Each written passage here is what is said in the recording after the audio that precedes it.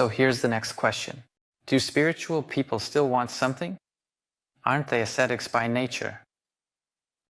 Spiritual and enlightened people are never wealthy. On the other hand, they have a lot of energy from birth. Then their desires are fulfilled more often. Well, friends, figure this out. What do you call spirituality? Person asking this question, I want to ask right away. So, what does spirituality mean to you? And what does materiality mean to you? In my world, these are not separate things. Intertwined processes. Not so much side by side, but hand in hand. Ongoing processes. It's a process of real growth and development, a unified. Everyone on this earth is in an inevitable set. This experience is spirituality. So you grow spiritually inevitably. You know, whether you realize it or not, whether you want it or not. The experience you obtain from life, you receive it in various ways, and this information gets recorded somewhere. Let's call it an informational cell. Yeah, let's move away from chakras for a moment. It's some kind of information about a person, but that's how it is. It gets preserved, in a manner of speaking. So everything you've done, everything you might do in the future is already, if we're talking about chakras, some kind of potential possibilities of a person. What he can do, if he has this extra energy, it can unfold into something in life, in reality. If it's not there, nothing will unfold, with all the possibilities. Someone has no resources, but he starts working. They start doing something, they begin to see results, and something grows out of that.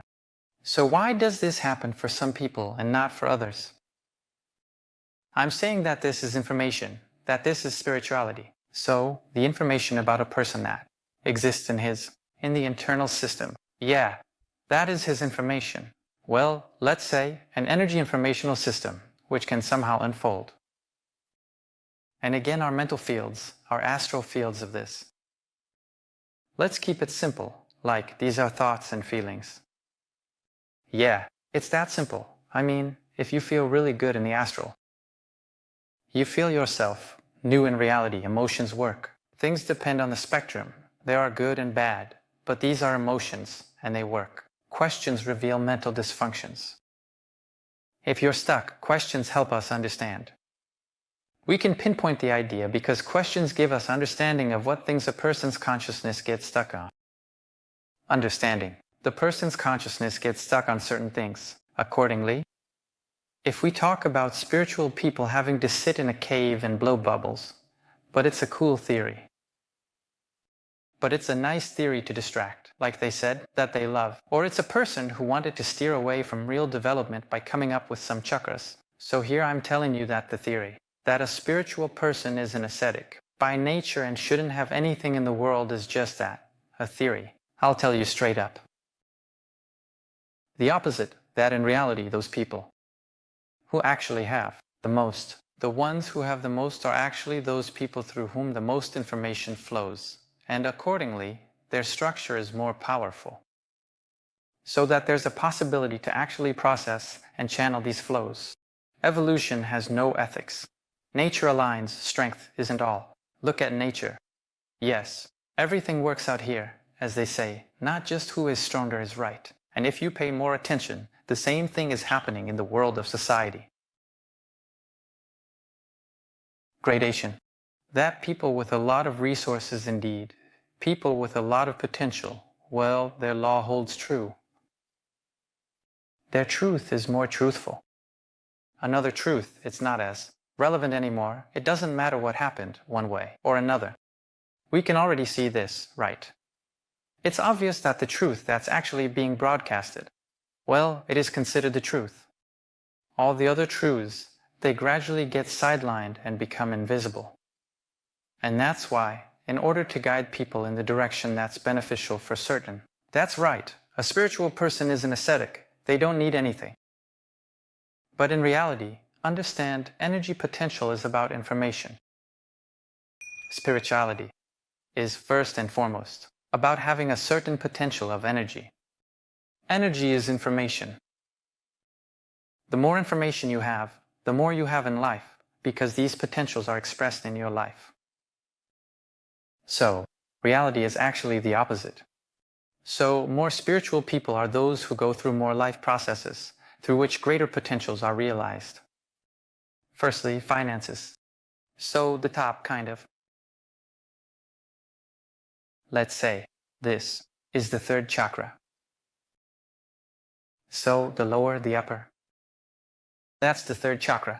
That's exactly where these two super systems intersect. So a person doesn't really exist, there's just heaven and earth, and we are like this. A biological film between them.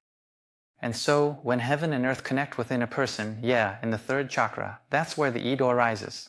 Personal power, yeah, and consciousness, yeah, that which can identify oneself. In my videos, if you take a look, I've actually said a lot about this, especially in my earlier videos.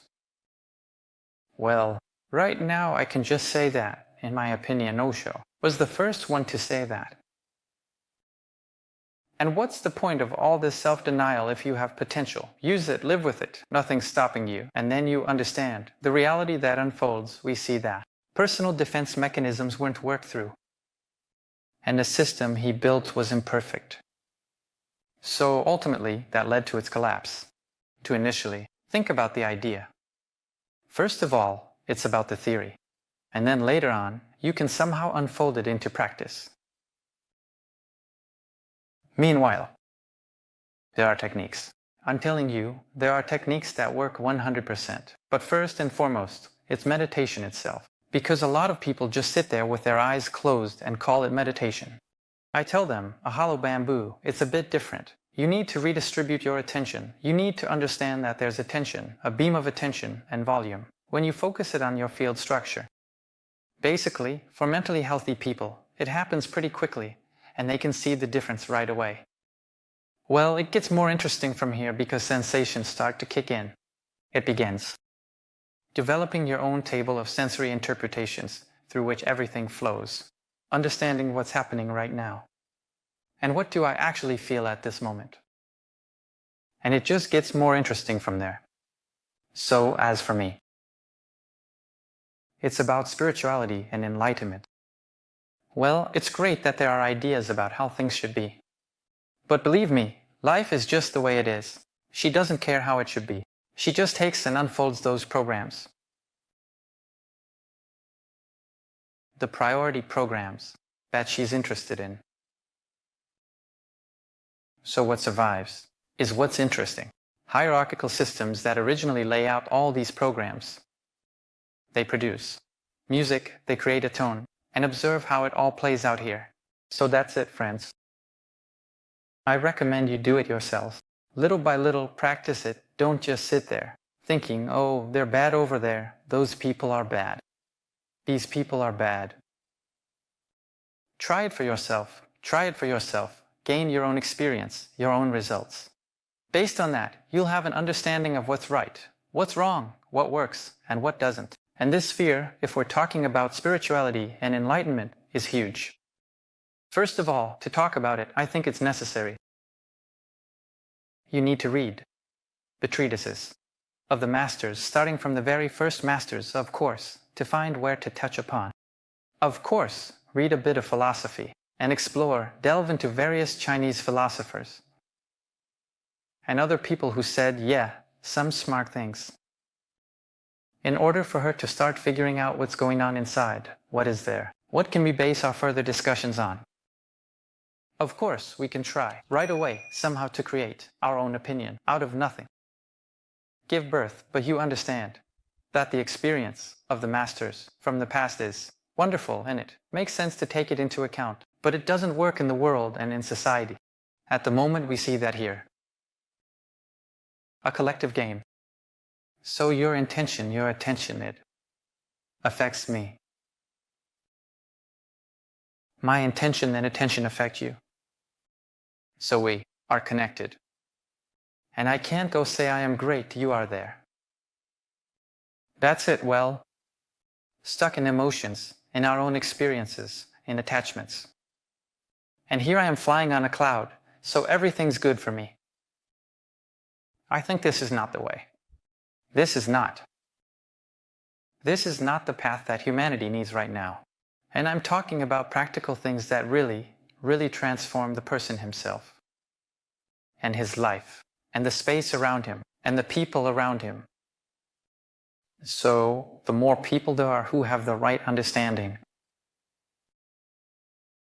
Energy informational processes. Well, there certainly won't be any need to worry about absolutely any potential moral or ethical concerns, dilemmas, and all that. Don't kill, don't steal, and so on. Everything will be visible. You'll sense who you're talking to. You'll rely on your senses. What kind of messages are there? What kind of intentions are? Because you'll be a sensitive, feeling person who relies on their own table of sensory interpretations that they've developed themselves through the right techniques that are available, and you can use them.